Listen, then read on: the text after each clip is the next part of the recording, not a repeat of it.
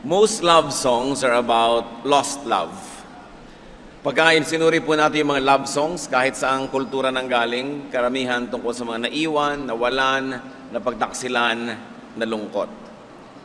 Most of the sorrows of man is about losing people. At yan po ang nais natin pag-usapan sapagkat gustuhin man natin o ayawin yan, nangyayari. We lose people. May nawawala, may mga taong gusto natin sana nandyan pero wala. Our Heavenly Father, thank you that we have you no matter what. Patawarin niyo po kami sa aming mga paglimot kuminsan sa inyong katapatan, sa inyong pagmamahal at pag-ibig. Ilayo niyo sa amin, Panginoon, ang aming mga kasalanan tulad ng kung gaano kalayo ang silangan sa kanluran. Forgive us, cleanse us, enable us to receive blessings from you. None of us deserve to ask you for blessing. But because you are good and you promise to bless us, we dare to come into your most holy presence and ask you, Lord, bless us. Nawa po ang inyong mga salita ay maging kalakasan namin, pagkain ng aming espiritu, kagamutan sa aming mga karamdaman. Patahimikin niyo po ang aming puso, palakasin niyo po ang aming loob, patibayan kami, palalimin ang aming pananalig, at makita namin na inyong presensya, inyong pagpapala, inyong pag-ibig sa lahat ng bahagi ng aming buhay, lalong-lalo sa mga panahon na parang kami na pag-iisa o kaya ay naalalayo sa mga mahal namin sa buhay. Mangusap po kayong may kapangyarihan, kayo po ang maging tagapangaral.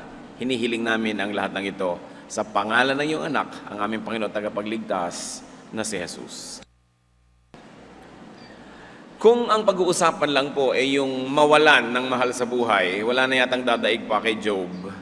Job's super case can always teach us.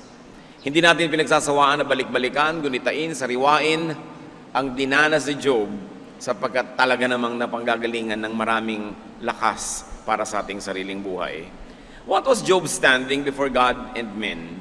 Ano po ang kanyang kalagayan sa harap ng Diyos, sa harap ng tao, nung dumating sa kanya ang mga hirap sa buhay?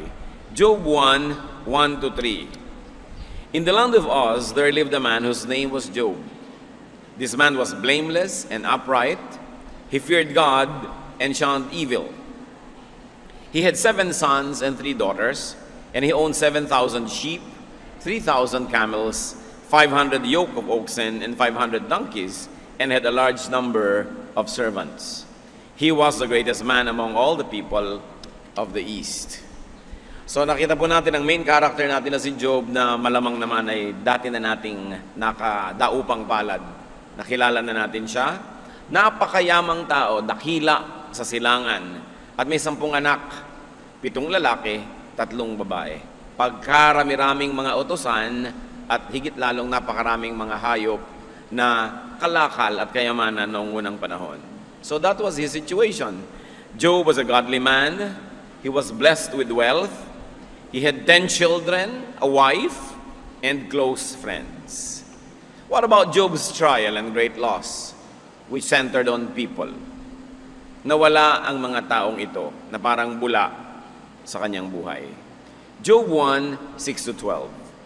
One day the angels came to present themselves before the Lord, and Satan, who came with them, also. The Lord said to Satan, "Where have you come from?" Satan answered the Lord, "From roaming through the earth and going back and forth in it." Then the Lord said to Satan, "Have you considered my servant Job? There is no one on earth like him. He is blameless and upright, a man who fears God and shuns evil." Does Job fear God for nothing? Satan replied, "Have you not put a hedge around him and his household and everything he has?" So isang araw, si Satanas ay humarap sa Diyos at sinabi naman ng Diyos sa kanya, "Anong pinagagagawa mo lately? Eto, akyat manaog, lupa, langit, biyahe dito, biyahe doon."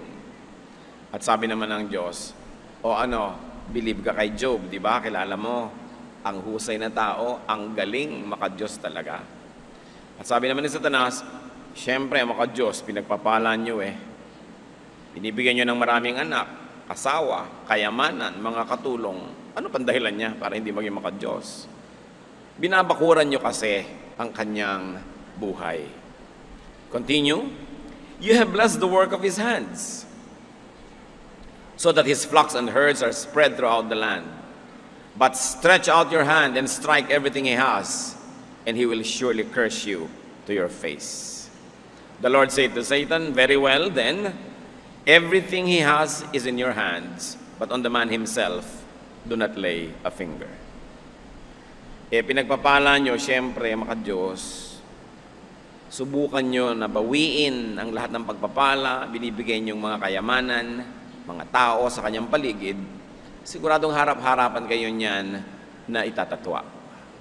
Sabi naman ng Panginoon, sige, binibigyan kita ng otoridad na idaan siya sa pagsubok. Pero, huwag mo siyang gagalawin. Pwede mong galawin ang ari-arian, mga tao sa paligid, siya mismo, yung kanyang katawan, siya, hindi mo gagalawin. Nilagyan ng Diyos ng hangganan ang pwedeng gawin ni Satanas. Job 1:13-17. Kumilos si Satanas. One day when Job's sons and daughters were feasting and drinking wine at the older brother's house, a messenger came to Job and said, the oxen were plowing and the donkeys were grazing nearby, and the Sabaeans attacked and carried them off. They put the servants to the sword, and I am the only one who has escaped to tell you. Bad news. Isang araw na tahimik, payapa, dumating ang dilubyo. May isang humahango sa katulong na nagsabi, sinalakay po kami ng mga Sabaeans, lahat po ng inyong mga hayop ay kinuha at lahat ng mga utusan ay pinatay. Ako lang po ang nabuhay para makapagbalita. Napakaraming kayamanang nawala sa isang araw at maraming tao, mga tauhan. Job 1:13-17, hindi pa tapos ikwento ang masaklap na balitang ito, may dumating pang pangalawa. While he was still speaking, another messenger came and said, the fire of God fell from the sky and burned up the sheep and the servants, and I am the only one who had escaped to tell you. While he was still speaking, another messenger came and said, the Chaldeans formed 3 raiding parties and swept down on your camels and carried them off. They put the servants to the sword, and I am the only one who has escaped to tell you. All in one day, Job lost his servants, not to mention his flocks. Maraming tao ang nawala sa buhay ni Job noon. Yung mga servants, siyempre, mahal mo na rin yan. Parang member na rin yan ng family mo. At bukod doon, ang kayamanan ng mga dakilang tao noon ay nasa bilang ng kanilang mga utusan, mga alipin, mga empleyado, lahat-lahat na. Ang daming nawalang tao sa isang araw. Job 1:18-19. While he was still speaking, yet another messenger came and said, your sons and daughters were feasting and drinking wine at the older brother's house, when suddenly a mighty wind swept in from the desert and struck the 4 corners of the house. It collapsed on them, and they are dead. And I am the only one who has escaped to tell you. Sawari, hindi pa sapat na nawala lahat ng kayamanan, nawala lahat ng tauhan, ito ang ika-4 na mensahero, may mas masaklap na balita. Sabi, merong isang masamang hangin na biglang umihip mula sa disyerto at masyadong hinagupit ang 4 na sulok ng bahay. Alam nyo nun, ang mga bahay, load-bearing ang mga dingding niyan. Siya lang yung nagbubuhat nung bubong, nung buong structure. At hindi lang isa ang tinamaan, yung 4 na sulok na nagdadala ng bigat ng gusali, hinagupit ng masamang hangin. Gumuho ang gusali, natabunan ang mga anak ni Job na nandoon at nagpifiesta. Job lost to death all his 10 children in a day. In a day. Ang pinakamalapit lang dito, yung kumisa na babalitaan natin, yung halos lahat ng pamilya nasa barko, lumubog, siya na lang yung natira. Hindi mo maintindihan kung anong klaseng lungkot yun. Hindi mo malaman kung paano bibigyan ng comfort yung nauulila sa ganung paraan. Nangyari yun kay Job at tunghayan natin ang ginawa niya. The breadth, length, and width of man's endurance was tested in Job. Noon pong Second World War, nung nakakapamayani yung mga Nazi sa Europa, marami silang ginawang mga illegal tests, labag sa batas ng tao. Meron po silang mga sinubukan ng mga pasyente na kinukuryente, nilalason, pinapahirapan, kung ano-ano mga pagpapahirap ang ginawa nila sapagkat gustong sukatin ng kanilang mga scientist ang kayang abutin ng kakayanin ng tao.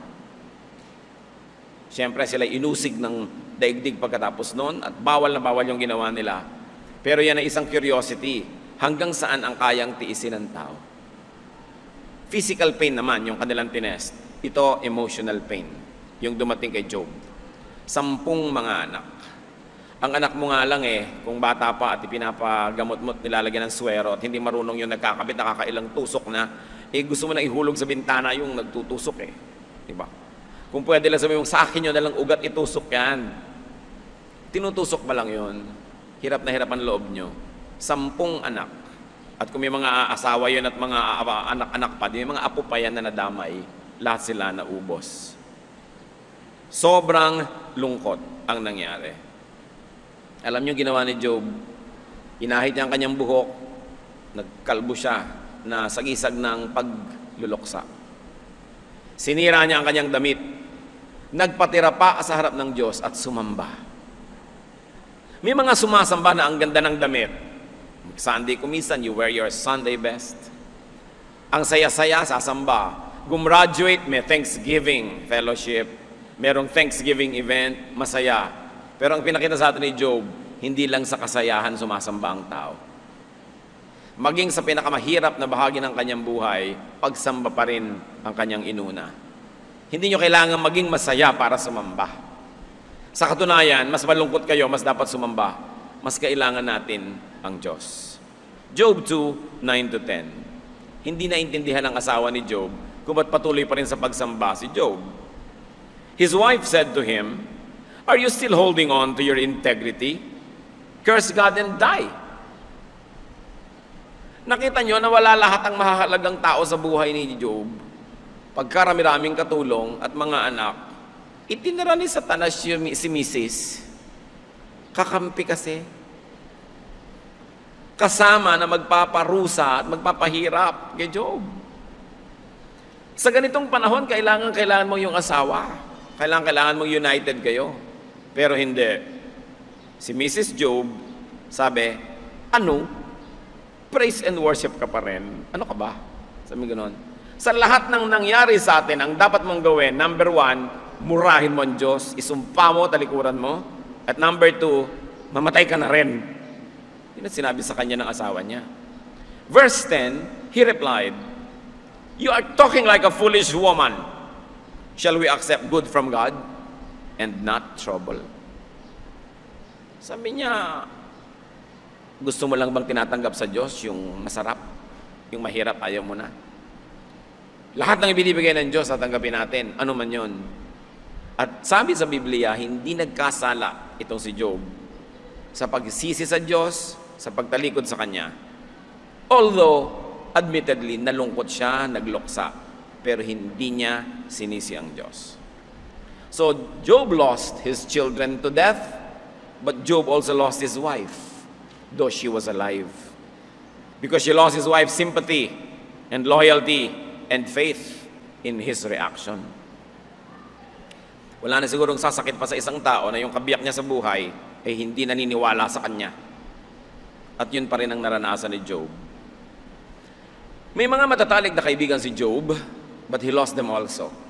He lost his 3 close friends, Eliphaz, Bildad, and Zophar. Kasi nung mabalitaan nila ang hirap na dinanas ni Job, naglakbay sila ng malayo, at nung makita nila ang nangyari kay Job, dahil hindi lang ito nangyari mga kapatid, although hindi kasama sa usapan natin ngayon, nagkasakit pa siya, nabalot ng kung ano-anong mga bukol ang kanyang katawan.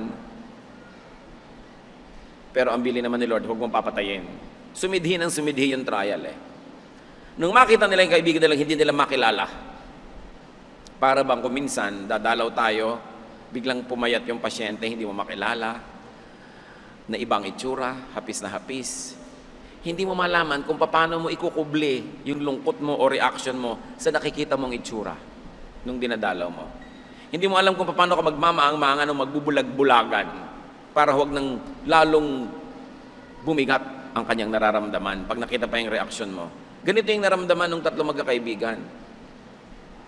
At dahil si Job noon ay naupo sa isang bunton ng mga abo, Nakiupo sila doon at 7 araw at 7 gabi silang hindi kumibo. Naupo lang doon. Beyond words ang kanilang pagkagulat, beyond words ang kanilang pakikiramay. Pero matapos yon, isa-isa nagsimula na silang sisihin si Job. Pinipilit pa aminin. Aminin mo na masama ka, aminin mo na nagkasala ka, kasi hindi pwedeng mangyari sa iyo ang lahat ng yan kung totoong matuwid ka, tulad ng sinasabi mo. Another masakit sa buhay, yung hindi ka paniwalaan ng partner mo. Pangalawa, yung hindi ka paniwalaan ng mga kaibigan mo. Na napahirap na nga yung kalagayan, pinipilit ka pang usigin dahil ang kanilang logic, ang ganyang uri ng mga sakit at hirap, parusa lang yan ng langit. So pinaparusahan ka, therefore may kasalanan ka. Hindi nila alam na hindi naman punishment ang nangyayari kay Job, kundi trial. Kaya mahirap yung nagda-judge. And because Job lost his wealth, he also lost his many admirers. What was Job's reaction? Tulad ng binanggit natin, sabi sa Job 1, 20-22, at this Job got up and tore his robe and shaved his head. Then he fell to the ground in worship and said, naked I came from my mother's womb, and naked I will depart. The Lord gave, and the Lord has taken away. May the name of the Lord be praised. In all this, Job did not sin by charging God with wrongdoing. Hindi nawala ang pananalig ni Job. Meron pang ang libing nung high school kami. Namatay yung tatay ng classmate namin. E di lahat nakatingin sa byuda. Alam niyo naman siyempre, yung byuda yan ang star pag may libing. No? Kaya yung iba talaga medyo OA na. Yung iba naman talagang gano'n na gano'n ang nadarama. Eh kilala po itong misis na ito sa kaartehan. Eh di lahat, kahit umaon-ambon, nakapamayong lahat, nakatingin sa kanya kasi ito na yung panahon ng kanyang eksena. Alam niyo bang biglang tumiling, oh God! Eh di lahat napatingin. At hindi ko na i-quote mga kapatid, biglang minura niya ang Diyos. Biglang napatingin sa lupa ang lahat ng tao. Dahil anong ginagawa ng babaeng ito? Namatayan lang ng asawa. Bagamat di natin binabaliwala ang kahalaga ng asawa. Yung Diyos na lumikha sa kanya, sa asawa niya at sa lahat-lahat, minura na. Job lost his loved ones, but there's one thing. Job did not lose God. Therefore, Job did not lose himself. Because God is in us. Habang kumakapit kayo sa Diyos, yung sentro ng pagkatao nyo, yung gitna niyan, yung kalooban, hindi mawawala. Because God is in us, as long as you believe in God, you will have a center and you will be strong. But even if you own the entire world, but God is not in you, you actually don't own anything. Kaya sabi, what good is it to own the whole world and lose your soul? Yan ang mahalaga mga kapatid. Dumarating ang paghihirap, may nawawala tayo sa mahal sa buhay, lalo kayong kakapit sa Diyos. Anong mapapala nyo? Magtatampo kayo sa Diyos? Magkikipagkagalit kayo sa Diyos? Gaano ba karami ang alam natin para natin sisihin ng Diyos? Ibig sabihin, mas alam natin kung anong dapat. God is in us. Kaya yung mga sumasamba sa Diyos, umaawit, nagbibigay ng kanilang mga offering, mga papuri, sila man naaangat ang kalagayan at pakiramdam. Bakit? Eh nasa iyo yung Diyos eh. Pag itinaas mo siya, di tataas ka rin. Dahil magkasama kayo eh. Pero pag tinalikuran mo ang Diyos, tumatalikod ka rin sa'yo. Kasi kakambal mo ang Espiritu ng Diyos eh. Pagka minaliwala mo ang Diyos, nilait-lait mo yung Diyos, niyuyurakan mo rin sarili mo. Wala kang pwedeng gawin sa Diyos na hindi mo rin ginagawa sa iyong sarili. Kaya yung mga taong paladasal, palasunod sa Diyos, kahit mahirap, hindi nawawala ng joy. Hindi nawawala ng tibay ng kalooban because God is in you. So Job mourned the loss of his children and he rebuked his wife. He did not play her game just to keep her. Kung minsan para huwag ka lang iwan ng asawa mo basang ayon ka na sa kanya, papayag ka na sa kanya Kahit sumasamba na siya sa diablo, samba ka na rin, huwag ka lang iwan. Pero siya, sabi niya, huwag kang ganyan. Huwag kang magsalita na parang isang hangal na babae. Hindi ka ganyan, di bagay sa iyo yan. Our noble situation in life should enable you to know better. At nung siya isinisisi ng kanyang mga kaibigan, he reasoned with his friends. Si Job yun, tayo. What about our case? Ano ba ang ating sitwasyon? What is our standing before God? Sabi ng Diyos, righteous si Job. So righteous siya, tayo. Romans 3:10, as it is written, there is no one righteous, not even one. So, kung si Job na righteous, nangyari yon, kandidato rin tayo lalo na makaranas sa mga ganon. Because we are short of God's glory. Anong dapat nating isipin, mga kapatid, pag nawawalan tayo ng mga mahal sa buhay? When we lose people, we realize that loss can be a trial. Tulad ng nangyari kay Job. Hindi punishment. James 1:2, consider it pure joy, my brothers, whenever you face trials of many kinds, because you know that the testing of your faith develops perseverance. Sabi, kahit gaano kahirap at gaano kabigat, huwag niyong papayagan na mawala yung joy, yung malalim na ginhawa ng loob, kahit hirap ang katawan, hirap ang isip. Tahimik ang loob mo sa kaloob-looban, kasi alam mo na may Diyos ka. Sapagkat ang pagharap sa mga ganyan, ang magiging bunga ay ikabubuti at kapakinabangan natin. Huwag nating lilimutin na nakalagay sa Biblia na anumang uri ng tukso o pagsubok na dumadating sa tao ay sukat muna ng Diyos bago niya payagan. Tulad ng bago niya pinayagan si Satanas na ligligin itong si Job, nilagyan niya ng limitasyon. Una, huwag mo siyang gagalawin. Galawin mo na lahat, huwag lang siya.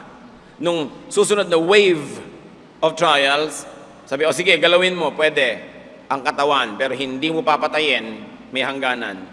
Sabi sa Bible, God does not allow us to be tempted beyond our strength. But with the same temptation, we also give the way out. Pag pinayagan ng Diyos ang isang pagsubok, ang isang tukso, may hangganan yon. Sukat niya tayo, ang pinapayagan niya, yung alam niyang kaya natin. At kasama ng tukso, may kakambal na exit door para ka makaiwas. Tanong nung iba, bakit po hindi ako nakaiwas? O kaya bakit ako natalo? Kasi hindi ka umiwas. Kasi nagpatalo ka. Kasi malinaw ang Biblia, kaya mo yan kung kakayanin mo. Kaya nga pinayagan ng Diyos. Pero nasa sayo. Kung ipapatalo mo ang laban, o mananalo ka. By God's help. Isa pa po, kung hindi man yan trial, it could be training. Nakakita na ba kayo ng mga athlete na hindi nahihirapan sa training? Nakakita na ba kayo ng mga scientist na hindi mo na nagpakabihasa sa kanilang mga methods? Nakakita na ba kayo ng sino man nagagawa ng isang dakilang bagay na hindi nagsasanay? So kung may ipapagawa rin sa atin ng Diyos sa mga mission sa buhay, mga ministries, sinasanay din tayo. 1 Peter 5:10, and the God of all grace, who called you to this eternal glory in Christ, after you have suffered a little while, will Himself restore you and make you strong, firm, and steadfast. Sabi ang Diyos, maawain, mabuti.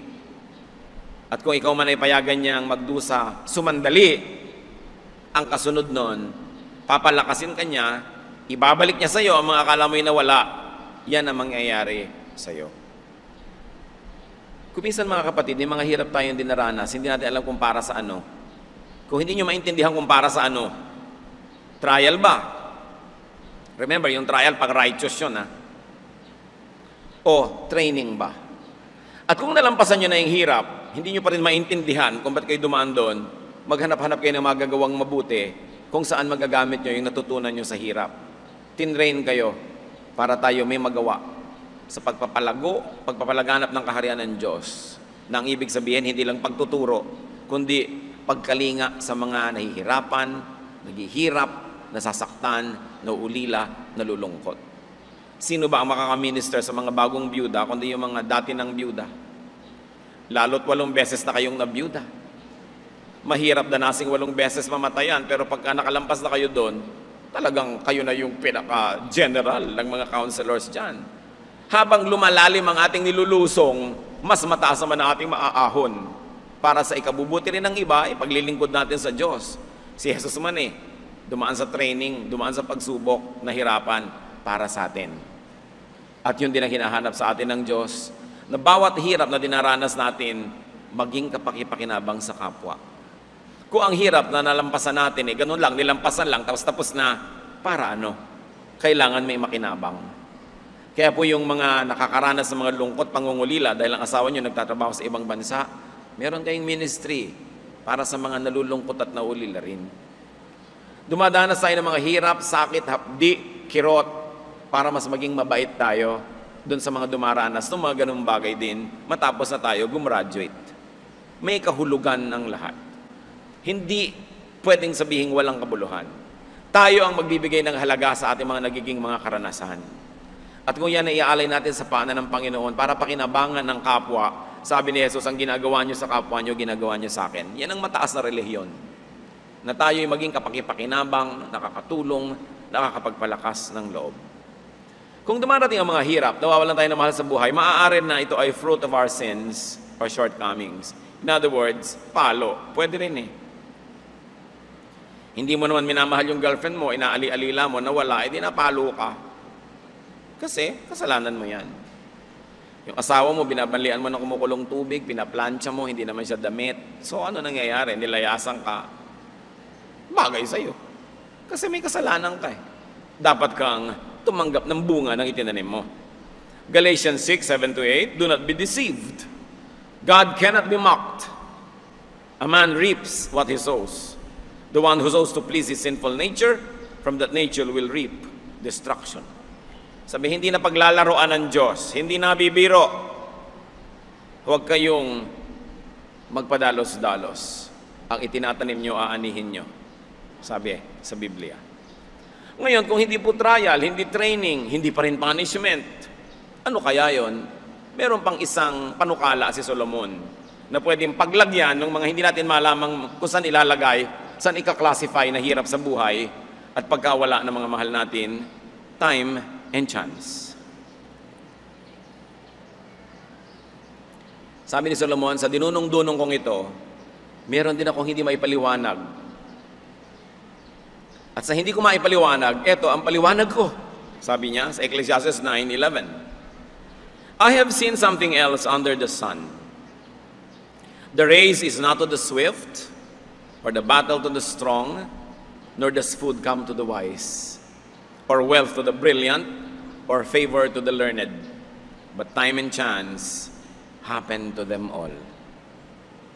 Sabi niya, marami na akong sinangguni, marami akong naging guro, marami akong binasa at sinulat, pero meron akong napansin, sabi niya.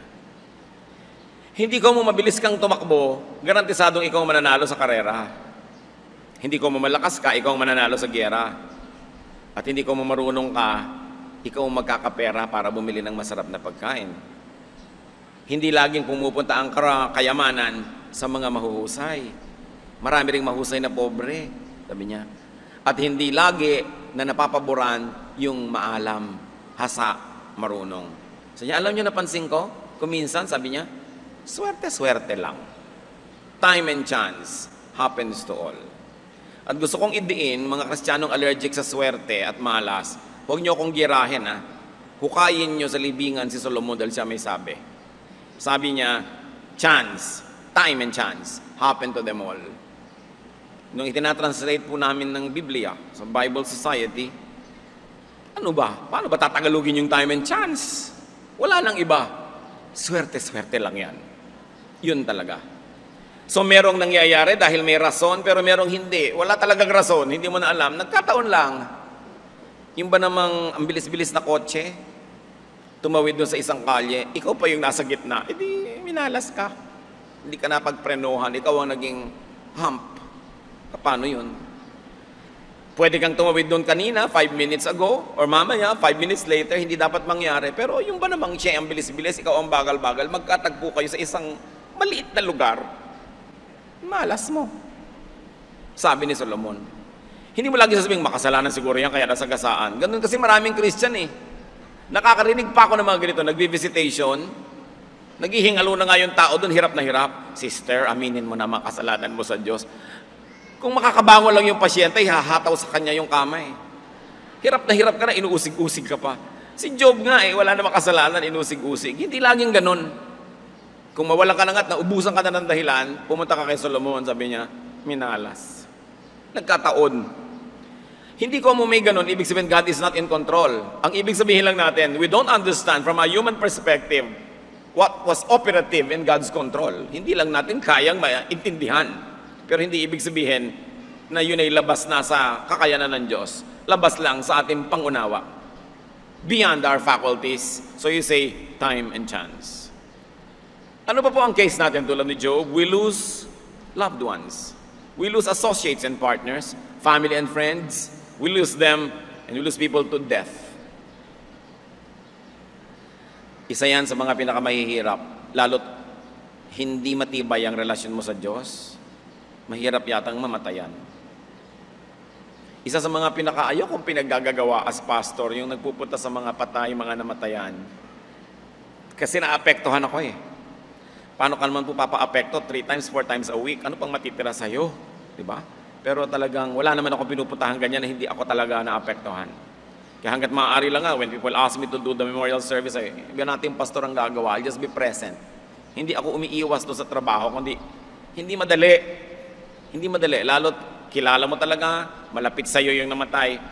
Tapos magsasalita ka pa doon, kung ano-ano pang gagawin mo. Hindi yun madali. Sapagkat nakikita natin kung minsan yung talagang halos maglupasay, talagang parang nawalan na ng lahat-lahat kasi namatayan. But we lose people to death. It cannot be avoided. We lose people to distance. Oo nga, buhay, pero ang layo. Nasa kaila-ilalimang kuweba ng New Zealand. No? Layo. We lose people to time. Busy sila eh.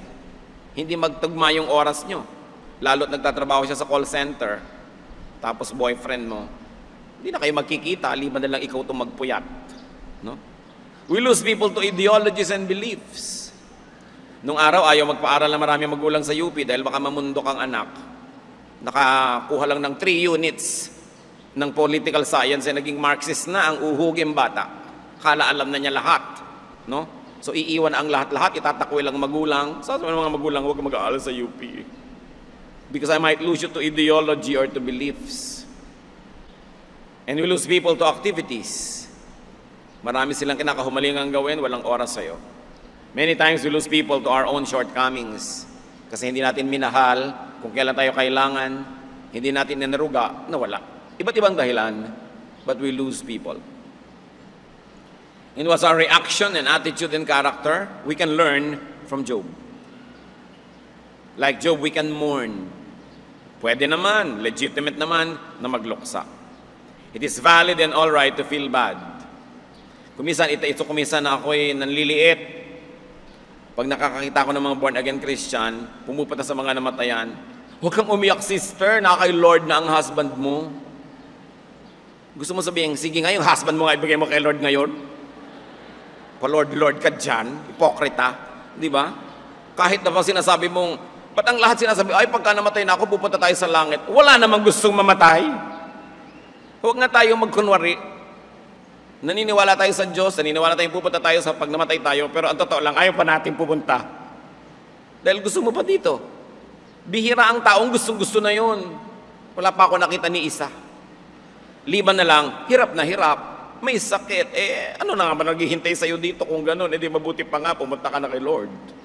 Yung iba minamaliit nila yung pagkalungkutan ng kapwa. Uy, born again ka na sister, huwag kang iiyak para maganda kang patotoo. Ano ako dito, display? Para lang maging magandang example, pipigilin ko yung luha ko. Ang inyong pong lingkod, baligtad. Pag nasa mga patay tayo at nagpipigil ng iyak yung namatayan ko. Sige, iyak pa, iyak pa. Sige pa, iyak pa. Di mabuting iiyak nang lumabas. Hindi yun masama. Si Job nagluksa, pero sumamba. O baligtarin nyo, sumamba, pero luksa. Pwedeng pagsamahin yung dalawang bagay na yun. May panahon ng lahat, and there's a time to mourn, according to Ecclesiastes. We can and should review the facts. Pagka po tayo ay nawawala ng mahal sa buhay, what should we review? That we don't own anything. Therefore, we don't own people. Everything we have is God-given, therefore is borrowed.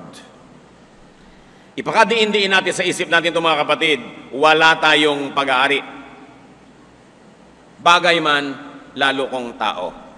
Kahit anak nyo, hindi kayo makakagawa ng anak. Hindi nyo nga alam kung paano nabuo yan. Yung iba nga, 3 buwan nang nandun, di pa niya alam eh. Hindi natin ginagawa ang tao, Diyos ang gumagawa niyan.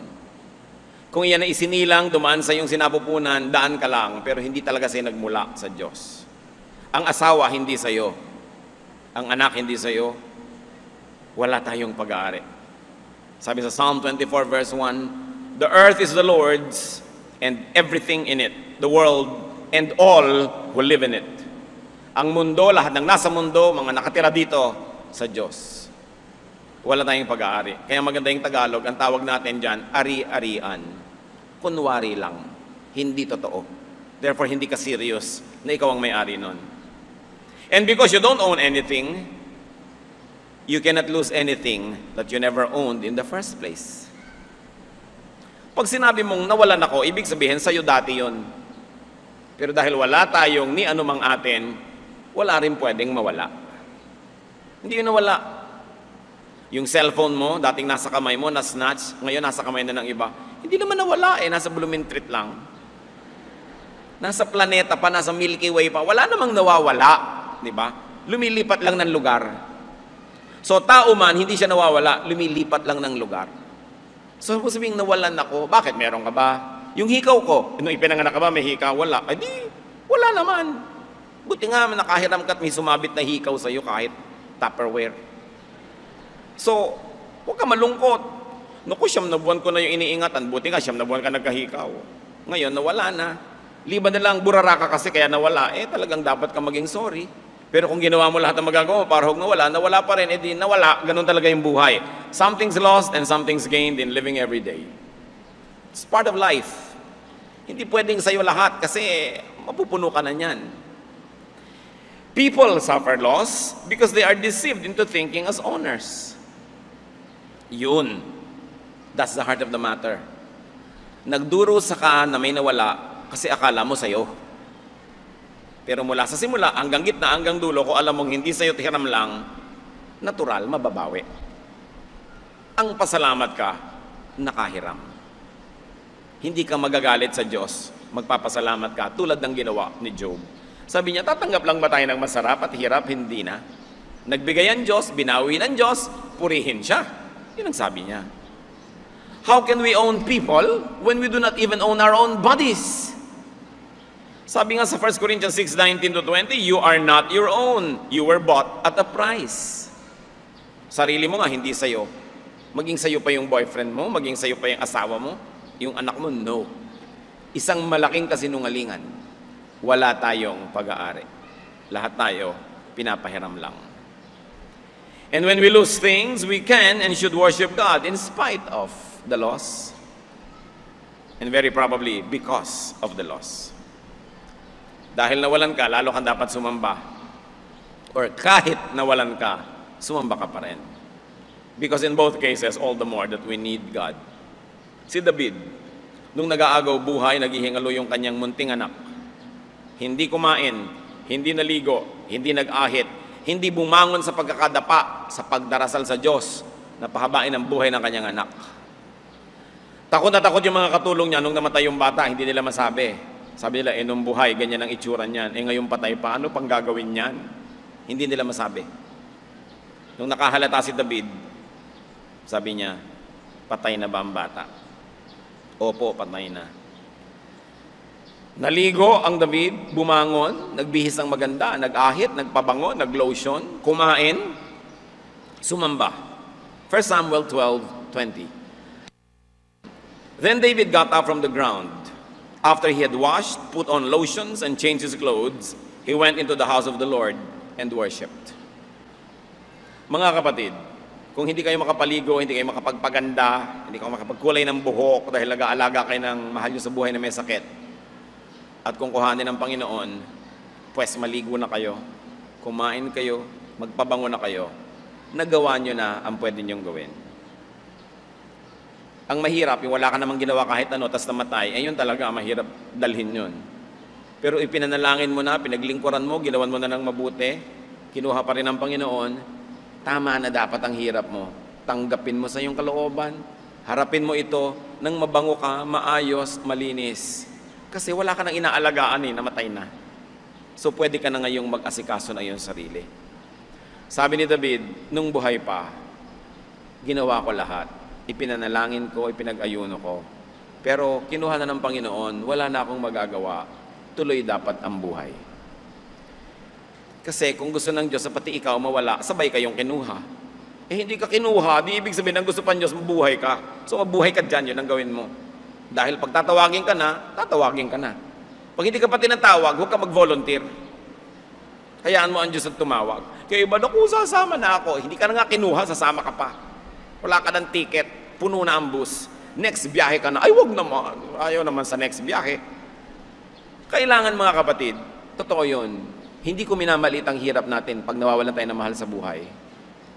Pero basta nandyan pa ang Panginoon, tuloy ang buhay. Hindi pwedeng putulin.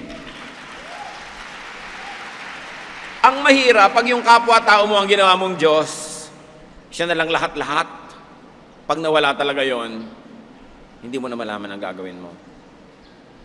Tulad ng sinabi ng asawa ni Job. Siguro, ang genius niya, pera, mga anak, lahat-lahat. Yung kalagayan nila sa lipunan. Kaya para sa kanya, ngayong wala na yon, wala rin kahulugan si Job. Pambihira naman, kung kayo si Mister, naghirap kayo, nagkasakit kayo, wala na kayong kwenta kay Mrs. Job 2:9-10, his wife said to him, "Are you still holding on to your integrity? Curse God and die." He replied, "You are talking like a foolish woman. Shall we accept good from God and not trouble?" The lesson is, accept whatever God gives you, or accept whatever God takes away from you. Do not sin. Do not blame God. Do not turn away from God. Job passed the test. Hindi lang passed, very high grade, excellent. At dahil doon, natapos ang trial, bumalik ang pagpapala. Job 42:12, the Lord blessed the latter part of Job's life more than the first. He had 14,000 sheep na doble, 6,000 camels, 1,000 yoke of oxen, and 1,000 donkeys na doble ang kanyang assets. Paano yung mga anak? Magkakaanak ka pa ba? May edad ka pa? Job 42:16-17, after this, Job lived 140 years. He saw his children and their children to the 4th generation. And so he died old and full of years. Hindi siya 140 years old. Matapos lahat ng nangyari, nabuhay pa siya ng additional 140 years. Gusto nyo, ipag-pray natin. Para kayo mga mga 200 years old. Gusto nyo ba yun? Kung ayaw nyo naman, makontento na tayo sa medyo mas kulang kaysa ron. Pero ito ang importante, walang imposible sa Diyos. Wala. Walang pagpapala na huli na. Wala. Nawalan kayo ng negosyo, 3 beses na, may edad na kayo, pwede pa uli kayong mamuhunan kahit konti. Pwede pa kayong umani sa itatanim nyo kahit medyo matanda na kayo. Si Job, ang patotoo sa atin ng Diyos. Hindi yung pagkalampas na kayo na 70, inaantay nyo ng kawiting kayo ng karit ng kamatayan. No. Dapat may buhay pa kayo. Magsimula pa kayo ng mga bagong project. Bagong mga bagay, di ba? Mag-aral pa kayong ballet. Mami, mag-ballet pa kayo, hindi pa huli ang lahat. Di ba? Pwede pa. Walang huli. Basta blessing. At kung handa ka na tumanggap nito, walang late. Huwag nyo sabihin, may tanda na ako, hindi na ako pwede. Yung luma na. Yung mga hindi nakapag-aral sa inyo noon dahil nag-asawa na kayo, nag-alaga, nag-ganyan, tapos ngayon pwede na, mag-enroll kayo. Walang huli. Kayo lang ang naglalagay ng bakod sa sarili nyo, kaya kayo nakukulong. Pero kung tatanggalin yung mga bakod na yan, sasampahin nyo yan sa tulong ng Diyos, malayo pang mararating ang tao. Kaya si Mary, kadalagang tao, sabi ng angel, magbubuntis ka. Sabi niya, paano nangyari yun? Luke 1:37, sabi ng anghel, nothing is impossible with God. Ang Biblia nakabukas, mga kapatid, hitik na mga halimbawa ng mga kaimposiblihan na naging posible sa mga nananalig, sa mga matapat sa Diyos. Yan ang huwag na huwag niyong isusuko kahit kailan, yung pag-asa. Huwag na huwag. Yung mga namatayan kayo, nahirapan kayo, sabi niyo, ay naku, mahirap na, hindi na ako makaka-recover. Kaya nga yung mga nabiyuda, matapos medyo magluksa, sabihin ko, ate, may bago ka na bang boyfriend? Huwag naman po. Kalwari ka pa. Gusto mo naman eh. Di ba? Ayoko na po. Ano naman yan? Yung mga anak madadamot, ayaw pag-asawahin yung mga byudo o byuda nilang magulang. Hindi naman sinasamahan lagi. Di ba? Hindi naman kinakamot ang likod pag may eksema, ang paa. Mabuti na yung may kapartner, di ba? Walang huli. Kaya ang buhay, regalo ng Diyos. Bawat araw, dapat lasapin. Habang hindi ka pa kinukuha, huwag mong isipin yung kabila, dito ka muna. Gumawa ka ng mabuti, magpaka-Diyos ka, maglingkod ka, pero huwag mong papayagan ang sarili mo rin mapabayaan. And when facing and suffering a loss, do a Job. Trust God. You trust God. Proverbs 3:5, trust the Lord with all your heart and lean not on your own understanding. And trust yourself to God. Jeremiah 29:11, for I know the plans I have for you, declares the Lord, plans to prosper you and not to harm you, plans to give you hope in a future. Kasi niya, may plano ako para sa iyo. Kung wala kang plano sa buhay mo, ako meron, sabi ng Diyos. Kung hindi mo alam ang plano ko, sumunod ka na lang. Pero may plano ko para sa iyo. Walang buhay na sayang, walang buhay na walang katuturan, walang buhay na walang pupuntahan. Lahat may plano ang Diyos. Kaya lang kailangan mag-cooperate ka para mangyari yon. At kung may nawawala sa inyo, do what you can to regain lost things. Yung iba naman nawawalan kasi nga pabaya. So ayusin mo para hindi ka na mawalan na naman. Sabi sa Proverbs 14:23, all hard work brings a profit. Huwag kang madadala, nagnenegosyo ka, nalugi, sige uli, sige nang sige. Natututo ka naman you become a better person. And even if Job's happy ending doesn't happen in your life, do a Job pa rin, stick to God. Isaiah 40:31, but those who hope in the Lord will renew their strength. They will soar on wings like eagles. They will run and not grow weary. They will walk and not faint. Nanghihina ka, pinanghihinaan ka ng loob, lalo kang kumapit sa Diyos. Sabi, ang umaasa sa Diyos, nakakalipad ng mataas, nakakatakbo ng malayo, at maraming nagagawa na hindi nanghihina. What is a great antidote to loss of people? Ano po ba ang pinakamalaking pangontra para hindi tayo sobrang malungkot pag may nawawala? Love people, but do not be too attached. Love, but do not be too attached.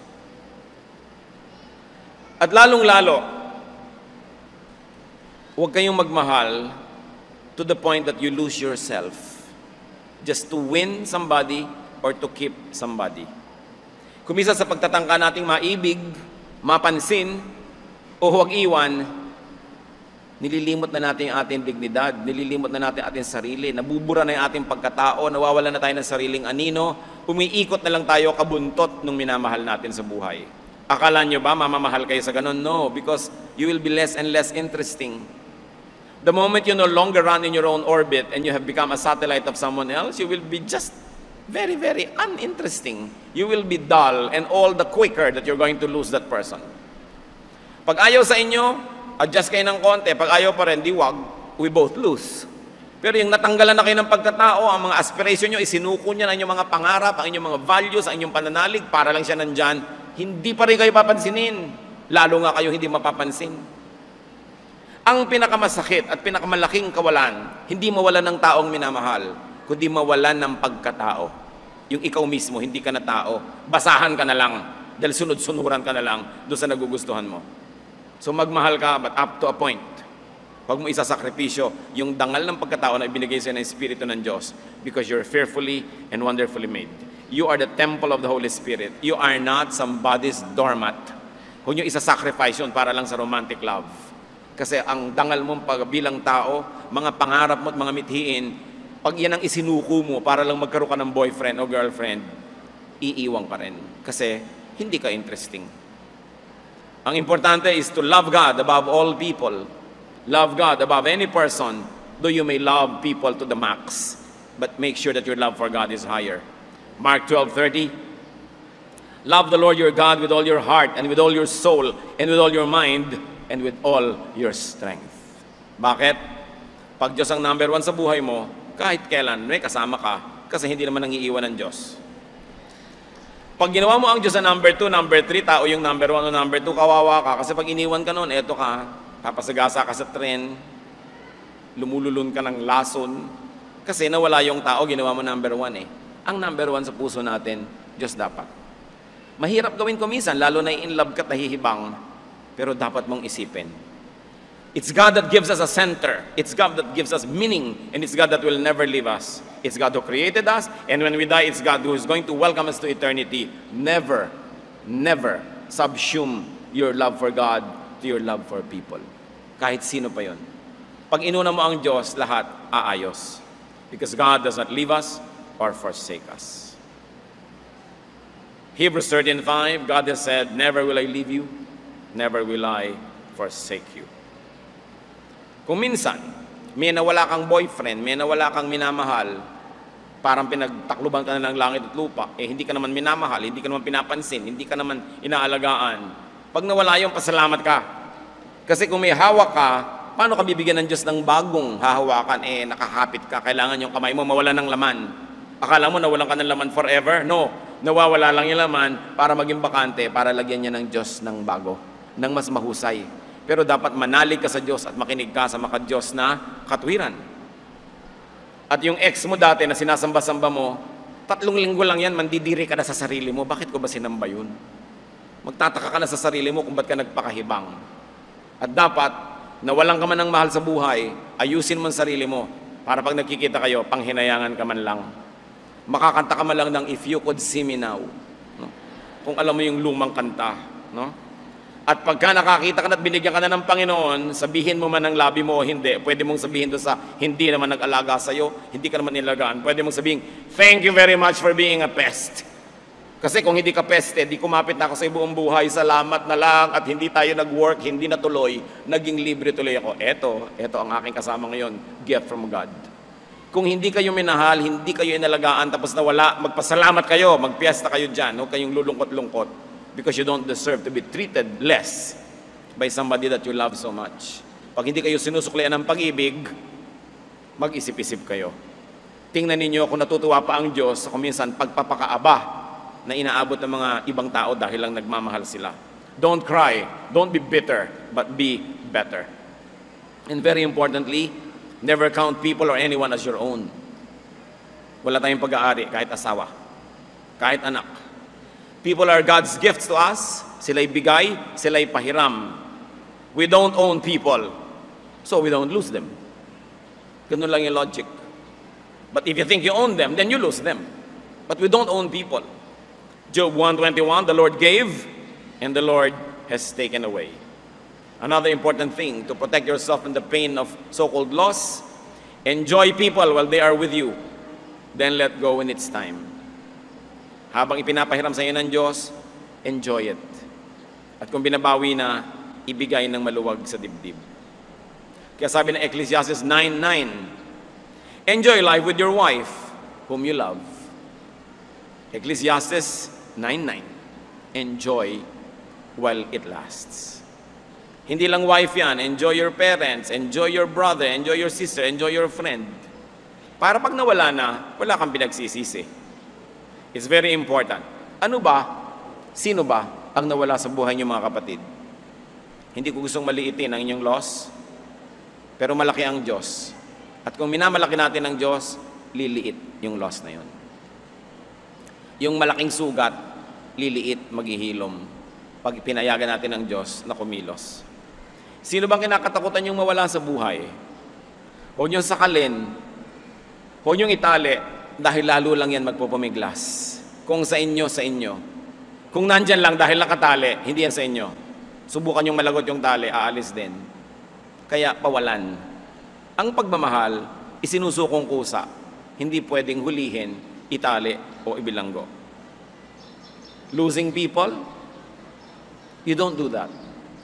Kaya dapat inuuna natin ng Diyos, mga mahal natin sa buhay, tinuturuan natin maging maka-Diyos, tanggapin ang kaligtasang inaalok ng Panginoon, para pagka sila'y sumakabilang buhay, ibinigay lang natin sa Diyos, hindi nawala. At alam natin tayo magkikita-kita pang muli. Takot ito ng marami. Sabi ni Lord, fear not. Sabi niya, I do not give as the Lord gives, as the world gives. Do not be afraid. So huwag tayong matakot na mawala ng mga tao sa paligid. Diyos ang naglagay, Diyos ang nagme-maintain. Meron tayong participation, do what we can, and when it's time to go, let go. Ang katapusan ng buhay sa mundo, hindi katapusan ng lahat. Isang pinto lang ito na pinapasukan natin patungo sa kabila. Ama namin sa langit, salamat sapagkat kayo Diyos ng buhay, Diyos na tumutulong, nagmamahal sa amin. Sa sandaling ito, dinadalangin namin sa iyo ang mga kasama at mga kapatid namin na namimighati dahil nawalan ng mahal sa buhay. Masakit ito, mahirap. Pawiin mo ang mga lungkot, Panginoon, palitan mo ng inyong kapayapaan, ng inyong ligaya. Sa mga nawalan ng kung ano-ano mga bagay, ipakita niyo sa amin na aming pagkakamalit na hindi na namin maulit. At maipamuhay namin ang mga nalalabing panahon na umaasa, sumusunod sa inyong katwiran. Pawiin mo ang mga takot namin na baka mawala ang mga mahal namin sa buhay.